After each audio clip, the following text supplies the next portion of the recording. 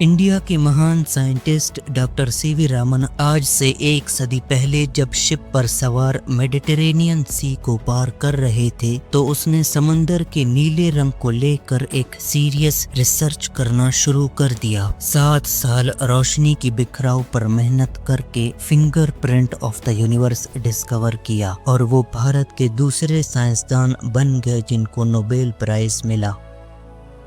Doctor CV Raman 7 नवंबर 1888 को आज के तमिलनाडु में पैदा हुए। 10 साल की उम्र में उन्होंने मैट्रिक पास किया, 12 साल की उम्र में इंटरमीडिएट और 1902 में उनको प्रेसिडेंशियल कॉलेज मद्रास में एडमिशन मिल गया, जहां से डॉक्टर रामन ने फिजिक्स की ब्रांच एकॉस्टिक और ऑप्टिक्स में बीए और एमए की पढ़ाई की। 1904 में पूरे यूनिवर्सिटी में सबसे हाईएस्ट मार्क्स लेने पर उन्हें गोल्ड मेडल का अवार्ड भी दिया गया था। ग्रेजुएशन के बाद डॉक्टर रामन ने एकॉस्टिक्स यानी साउथियात को ज्यादा तरजीह दी और इस फील्ड के रिसर्च में जुट गए। ईयर 1921 में congresses of the universities of British Empire की तरफ से एक इंटरनेशनल एजुकेशनल कॉन्फ्रेंस लंदन में रखी गई। दुनिया के मशहूर साइंसदान जे थॉमसन और एर्नेस्ट रदरफोर्ड ने डॉक्टर सीवी रामन को बड़े एहतराम से इंट्रोड्यूस किया। Doctor Raman university of Calcutta को रिप्रेजेंट कर रहे थे और ये उनका पहला बैनुल अक़वामी सफर था। कॉन्फ्रेंस खत्म होने के बाद जब डॉक्टर रामन लंदन से Bombay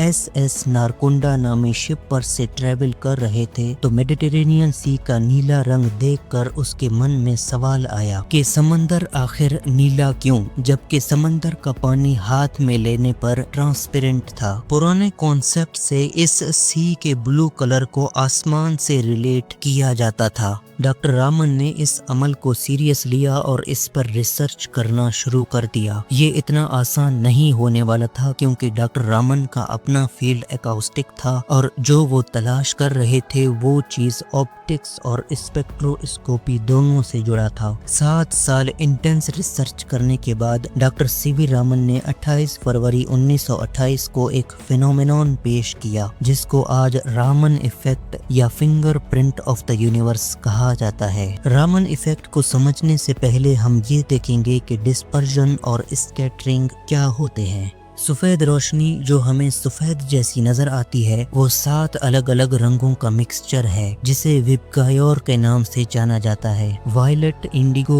blue, green, yellow, orange और रेड। जब व्हाइट लाइट को एक ग्लास प्रिज्म से गुजारा जाता है तो ये 7 रंगों में डेविएट कर जाता है। इसको विजिबल स्पेक्ट्रम कहते हैं। इसकी सबसे बड़ी वजह वेवलेंथ और रिफ्रैक्टिव इंडेक्स में इनका फर्क है। रेड कलर की लाइट सबसे कम झुकता है, इसकी वेवलेंथ 625 से 740 नैनोमीटर यानी ज्यादा है। वायलेट ज्यादा झुक जाता है, इसकी वेवलेंथ 380 से 450 नैनोमीटर जो सब में से कम है। रोशनी की इस पूरे कॉन्सेप्ट को डिस्पर्जन कहा जाता है।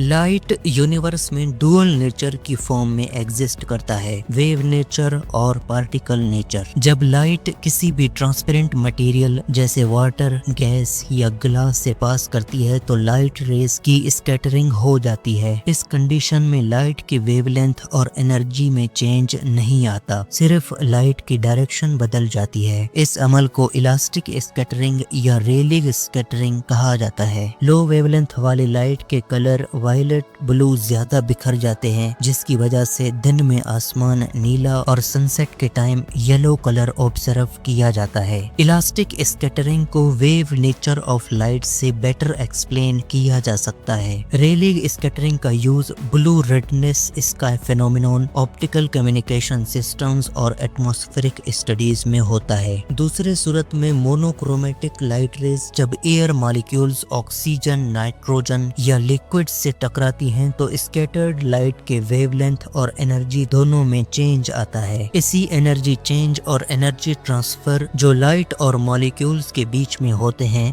लाइट के इस इन इलास्टिक स्कैटरिंग बिहेवियर को रामन इफेक्ट कहा जाता है। डॉक्टर रामन ने कहा था कि वाटर मॉलिक्यूल्स मोनोक्रोमेटिक लाइट यानी सूरज के ब्लू लाइट को शॉर्टर वेवलेंथ होने से दूसरे रंगों के मुकाबले में ज्यादा इफेक्टिवली स्कैटर कर देते हैं। اور کیونکہ انسانی آنکھ بلو کلر کو واضح طور پہ دیکھ سکتا ہے تو اس لیے سمندر نیلا نظر آتا ہے۔ رامن ایفیکٹ کو پارٹیکل نیچر آف لائٹ سے بیسٹ ایکسپلین کیا جا سکتا ہے۔ ان الاسٹک اسکیٹرنگ یا رامن اسپیکٹرم میں دو پاسبلٹیز ہو سکتے ہیں۔ مالیکیولز کے ساتھ کولائڈ کرنے والے فوٹون پارٹیکلز کی ویو لینتھ کم ہو کر انرجی انکریز ہوگا تو یہ عمل اینٹی اسٹوکس لائن کہلاتا ہے۔ اسی کا الٹا اگر فوٹون پارٹیکلز کی ویو لینتھ زیادہ ہو کر انرجی ڈکریز ہو جائے تو یہ اسٹوکس لائن کہلائے گا۔ یہ بات ضرور نوٹ کر لیں کہ سمندر صرف اور صرف رامن ایفیکٹ کی وجہ سے بلو دکھتا ہے تو یہ پراپر آنسر نہیں ہوگا۔ اس بلونس میں Rayleigh scattering, light absorption properties اور reflection of the blue sky کا بھی رول ہوتا ہے۔